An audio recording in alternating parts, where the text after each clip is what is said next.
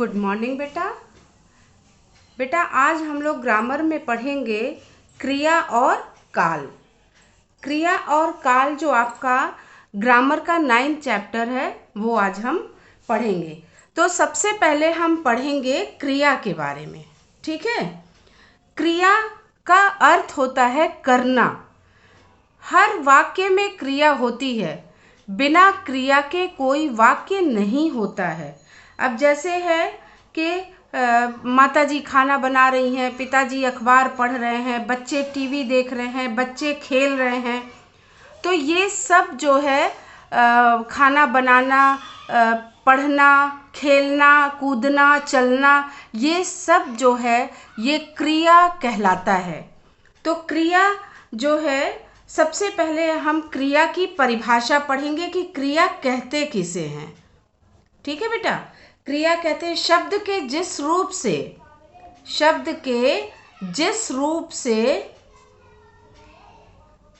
किसी कार्य का करना या होना, किसी कार्य का करना या होना,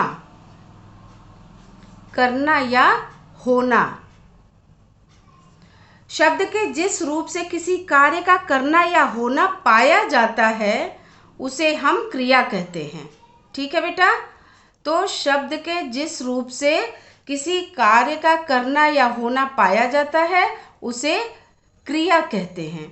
अब जो है एग्जाम्पल क्या है, इसका उदाहरण क्या है, देखिए।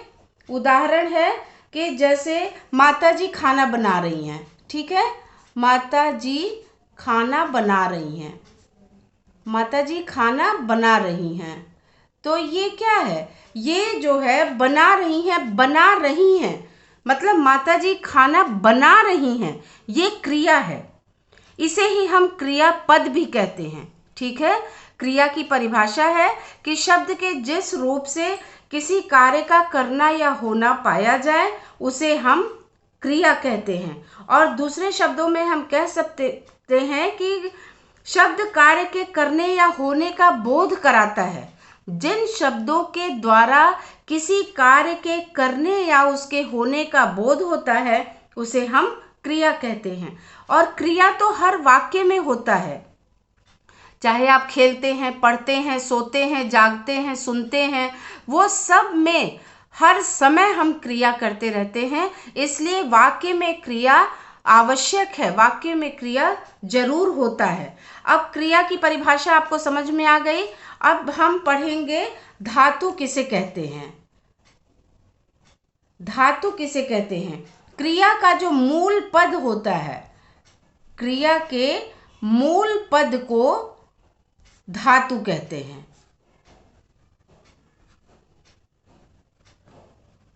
क्रिया के मूल पद को, मूल अंश को धातु कहते हैं।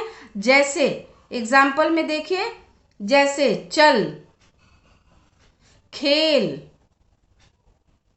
उड़, पढ़, ये सब मूल शब्द है क्रिया का। इसी से आप क्रिया बनाते हैं। अब जैसे चल से बहुत सारे शब्द बनते हैं ना, चलो, चलें, चलना, ये खेल से खेलना, खेलो, उड़ से उड़ना, उड़ो, पढ़ से पढ़ना, पढ़ता, पढ़ें, तमाम सारे शब्द बनते हैं। तो इसी को हम, जिन शब्दों से जो क्रिया का मूल शब्द है जिससे हम क्रिया बनाते हैं उसे हम धातु कहते हैं। तो ये तो क्रिया की परिभाषा हो गई और ये धातु का जो है परिभाषा हम आपको समझा दिए। अब क्रिया के भेद कितने होते हैं। क्रिया के 2 भेद होते हैं, ठीक है। क्रिया के 2 भेद होते हैं, 2 प्रकार होते हैं, ठीक। पहला है अकर्मक क्रिया। अकर्मक क्रिया, तो हम पहला समझेंगे अकर्मक क्रिया। अकर्मक क्रिया का अर्थ होता है जिसमें बिना कर्म के, अकर्मक क्रिया में कर्म नहीं होता, ठीक है। अकर्मक क्रिया में कर्म नहीं होता। जिन वाक्यों में क्रिया को कर्म की आवश्यकता नहीं होती उसे हम अकर्मक क्रिया कहते हैं। जैसे बच्चा हंसता है ना, बिना कर्म के, जिसमें क्रिया की आवश्यकता नहीं होती, जिस क्रिया को कर्म की आवश्यकता नहीं होती उसे हम अकर्मक क्रिया कहते हैं। जैसे बच्चा हंसता है ना, जैसे बच्चा हंसता है, बच्चा हंसता है, ये जो है इसमें केवल कर्ता और क्रिया है, कर्म नहीं है। बच्चा करता है, बच्चा को हम कर्ता मानेंगे, जो करने वाला है, और हंसता है, वो क्रिया कर रहा है, हंसने की क्रिया कर रहा है। लेकिन बच्चा हंसता है तो उसका जो क्रिया हो रहा है, जो उसके द्वारा क्रिया की जा रही है, उसमें कर्म की आवश्यकता नहीं है। अर्थात बच्चे ने जो क्रिया की उसका किसी के ऊपर असर नहीं पड़ा, केवल बच्चे के ऊपर पड़ा, इसलिए वो अकर्मक क्रिया है। यहाँ कर्म नहीं है, इसलिए अकर्मक क्रिया है। अब जैसे लड़का डरा हुआ है, लड़का डरा हुआ है, तो यहाँ भी क्या है, यहाँ कर्म नहीं है। ठीक है बेटा, यहाँ कर्म नहीं है, लड़का डरा है, लड़का करता है, जो डर जा रहा है, जिसे करता मतलब करने वाला, तो करता है, इसलिए यहाँ कर्म नहीं हो रहा है, इसलिए हम इसे अकर्मक क्रिया कहते हैं। अकर्मक क्रिया की परिभाषा एक बार और बता दें आपको। अकर्मक क्रिया का अर्थ होता है बिना कर्म का। जिन वाक्यों में क्रिया को कर्म की आवश्यकता नहीं होती उसे हम अकर्मक क्रिया कहते हैं। अब अकर्मक क्रिया की पहचान कैसे करते हैं? अकर्मक क्रिया की पहचान, अकर्मक क्रिया की पहचान कैसे करते हैं? जिन वाक्यों में क्या, क्यों और कहाँ लगाकर प्रश्न करते हैं, प्रश्न करने पर उत्तर नहीं मिलता, उत्तर नहीं मिलता, उसे हम अकर्मक क्रिया कहते हैं। जैसे पहचान जाते हैं, जैसे बच्चा हंसता है और लड़का डरा हुआ है। अकर्मक क्रिया की पहचान अधिकतर होती क्या, क्यों, कहाँ लगाकर प्रश्न करने पर जब हमको उत्तर नहीं मिलता। इसमें कर्म नहीं हो रहा है, ठीक है, इसमें कर्म, बच्चा जो क्रिया कर रहा है उसका जो असर है वो केवल कर्ता के ऊपर है, अर्थात केवल बच्चे के ऊपर है, इसलिए ये अकर्मक क्रिया है। और आप अकर्मक क्रिया की पहचान करेंगे जिसमें क्या, क्यों और कहाँ लगाकर जब आप प्रश्न बनाएंगे उसका उत्तर बिना कर्म के मिलेगा, वो है अकर्मक क्रिया। अब हम दूसरा पढ़ेंगे सकर्मक क्रिया। दूसरा पढ़ेंगे सकर्मक क्रिया। अब सकर्मक क्रिया में क्या होता है कि जिन वाक्यों में क्रिया को कर्म की आवश्यकता होती है, क्रिया को कर्म की आवश्यकता होती है, ठीक है, इसमें कर्म की आवश्यकता होती है, उसे हम सकर्मक क्रिया कहते हैं। अब जैसे देखो क्या है, सीता साड़ी खरीदती है, सीता साड़ी खरीदती है, ठीक है बेटा, सीता साड़ी खरीदती है। इसमें क्या है, सीता क्या खरीदती है, आप प्रश्न बनाएंगे ना। अगर सीता क्या खरीदती है तो आपको उत्तर मिलेगा साड़ी, ठीक है। तो ये जो है आप जहाँ क्या, क्यों, कहाँ, क्या, क्यों, कहाँ, यही प्रश्न करेंगे अगर आप इसके साथ, तो आपको सार्थक उत्तर मिलेगा, ठीक है, सार्थक उत्तर मिलेगा। मतलब इसमें कर्म हुआ है, क्रिया को कर्म की आवश्यकता होती है, ठीक, क्रिया में कर्म होता है, मतलब क्रिया जो हम करते हैं उसका असर जो होता है, उसका प्रभाव जो होता है, जो हमारे द्वारा किया गया है उस कर्म पे पड़ता है, इसलिए हम इसे सकर्मक क्रिया कहते हैं। सकर्मक क्रिया भी दो प्रकार के होते हैं। पहला एक कर्मक क्रिया, एक कर्मक क्रिया जिसमें केवल एक कर्म होता है, एक कर्मक क्रिया में जिसमें केवल एक कर्म होता है। ठीक है बेटा, केवल एक कर्म होता है। एक कर्मक क्रिया में केवल एक कर्म होता है। जैसे सीता साड़ी खरीदती है, वह अखबार पढ़ रहा है, इसमें केवल एक व्यक्ति के द्वारा कर्म हो रहा है ना, इसलिए हम इसे एक कर्मक क्रिया कहते हैं। जैसे वह अखबार पढ़ रहा है, वह अखबार पढ़ रहा है, पढ़ रहा है, इसमें केवल एक कर्मक, एक आदमी के द्वारा एक क्रिया हो रहा है। अखबार पढ़ने का काम केवल एक आदमी कर रहा है, तो उसे हम एक कर्मक क्रिया कहते हैं। ठीक है। और द्विकर्मक दूसरा है द्विकर्मक। द्विकर्मक क्रिया दूसरा है द्विकर्मक क्रिया। ऐसे वाक्य जिसमें दो कर्म होते हैं। ठीक है, दो कर्म होते हैं। मैं मतलब कहने का अर्थ ये कि दो कर्म होते हैं और दो क्रिया होती है। क्रिया और कर्म दोनों दो होते हैं। जैसे एग्जाम्पल है, इसका उदाहरण क्या है देखिए। उदाहरण है, राधा कविता को किताब दे रही है, कविता को किताब दे रही है।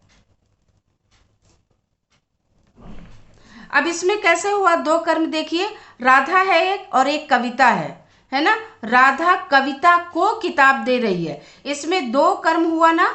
राधा किताब ली है और राधा ने कविता को दिया, तो दो कर्म होते हैं और दो क्रिया होती है। पहला तो राधा किताब ली है, फिर उसके बाद राधा ने कविता को दिया, तो ये जो है दो कर्म होता है, इसलिए हम इसे द्विकर्मक क्रिया कहते हैं।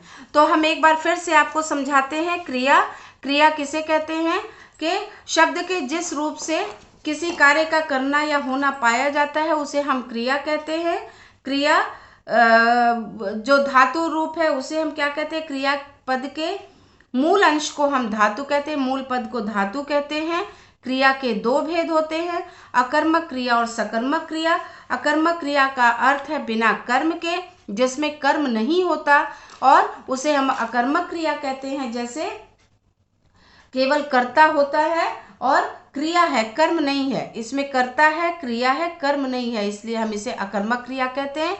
इसकी पहचान क्या, क्यों, कहाँ लगाकर जब हम प्रश्न करते हैं तो उत्तर अगर नहीं मिलता है तो ये अकर्मक क्रिया है।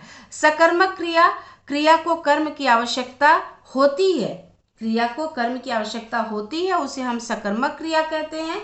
जैसे सीता साड़ी खरीदती है, इसमें कहाँ लगाकर, अगर क्यों और कहाँ लगाकर इसमें भी हम सवाल करते हैं तो हमको उत्तर मिलता, सार्थक उत्तर मिलता है, इसलिए ये सकर्मक क्रिया है। सकर्मक क्रिया की भी दो क्रियाएं होती हैं, एक कर्मक क्रिया और द्विकर्मक क्रिया। एक कर्मक क्रिया ऐसे वाक्य जिसमें केवल एक कर्म होता है, उसे हम एक कर्मक क्रिया कहते हैं। जैसे वह अखबार पढ़ रहा है, इसमें केवल एक व्यक्ति के द्वारा क्रिया हो रहा है, एक क्रिया हो रहा है, इसलिए हम इसे एक कर्मक क्रिया कहते हैं। दूसरा है द्विकर्मक क्रिया।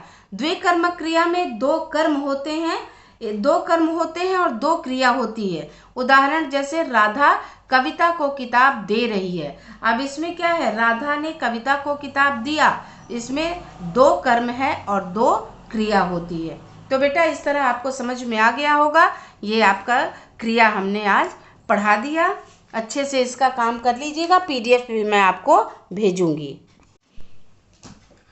तो बेटा अब हम लोग पढ़ेंगे काल। अब काल की परिभाषा क्या है, काल, अब जैसे आपने क्रिया पढ़ा, अब क्रिया के क्रिया जो होती है, हमारे द्वारा जो क्रिया होती है वो किस समय में होती है, कब कब होती है, वही जिसके द्वारा वही हमको जो ज्ञान कराता है, उसी समय का बोध कराता है, उसे हम काल कहते हैं। अब देखिए, शब्द के जिस रूप से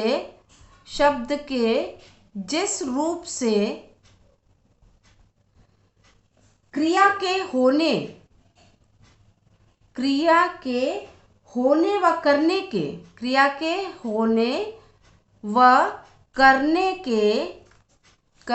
के समय का बोध कराता है। ठीक है, समय का बोध कराता है, उसे काल कहते हैं। काल का अर्थ होता है समय। ठीक है बेटा, काल का अर्थ होता है समय।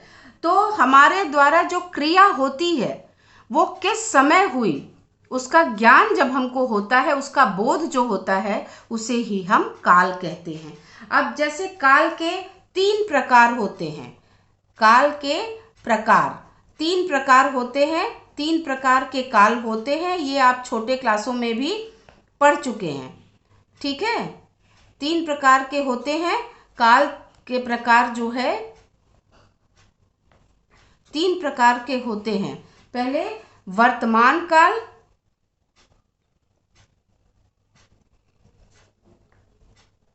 वर्तमान काल, दूसरा भूतकाल और तीसरा भविष्यत काल। ठीक, तो ये जो है, सबसे पहले तो आप जानिए कि काल किसे कहते हैं। हम जिस रूप से क्रिया के होने व करने के समय का बोध होता है उसे हम काल कहते हैं। मतलब हमारे द्वारा जो क्रिया हुई वो किस समय हुई, उसका बोध जो कराता है उसे ही हम काल कहते हैं। काल 3 प्रकार के होते हैं।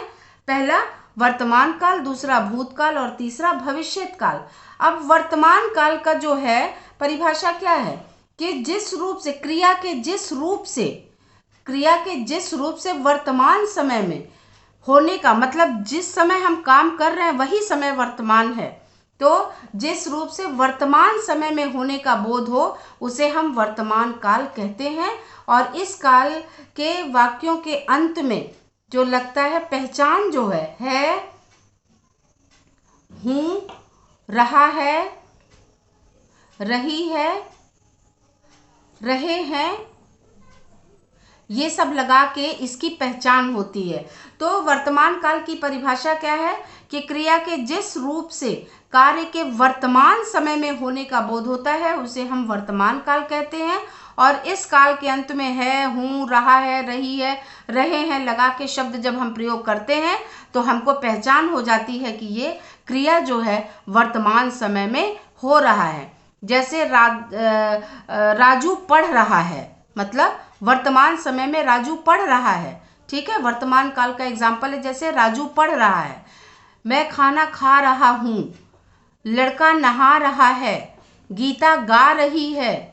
ठीक है, हम सब पढ़ रहे हैं। तो मतलब जो क्रिया हो रही है वो उस समय हो रही है, वर्तमान समय में तुरंत हो रही है। वो क्रिया अभी हो रही है, खत्म नहीं हुई है, शुरू हुई है, खत्म नहीं हुई है, उसे हम वर्तमान काल कहते हैं। मतलब जिस समय काम हो रहा है उसका बोध कराता है उसे हम वर्तमान काल कहते हैं। ठीक है, वर्तमान काल हम उसे कहते हैं। तो वर्तमान काल में कार्य के वर्तमान समय में होने का बोध जो कराता है, कार्य के वर्तमान समय में होने का जो बोध कराता है,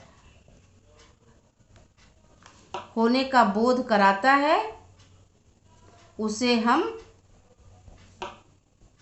वर्तमान काल कहते हैं। अब दूसरा हम पढ़ेंगे बेटा, जैसे इसका एग्जाम्पल भी देखिए। जैसे सीता सेब खाती है। ठीक है, सीता सेब खाती है, तो अभी खा रही है ना, खाती है, खा रही है ना, तो ये क्या है, वर्तमान समय में हो रहा है। रोहित जूस पी रहा है, पवन ब्रश कर रहा है। ठीक है, मम्मी खाना बना रही हैं, तो ये सब वर्तमान काल में हो रहा है, इसलिए हम इसे वर्तमान काल कहते हैं। अब दूसरा है भूतकाल। ठीक है बेटा, अब क्रिया के जिस रूप से बीते हुए समय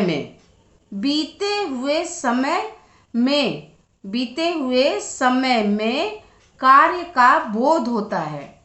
ठीक है, बीते हुए समय में कार्य के होने का बोध होता है, कार्य के होने का बोध होता है, उसे हम भूतकाल कहते हैं। ठीक है, मतलब बीत गया, जो क्रिया हो चुकी है, वो बीते हुए समय में क्रिया हो चुकी है, उसे हम भूतकाल कहते हैं।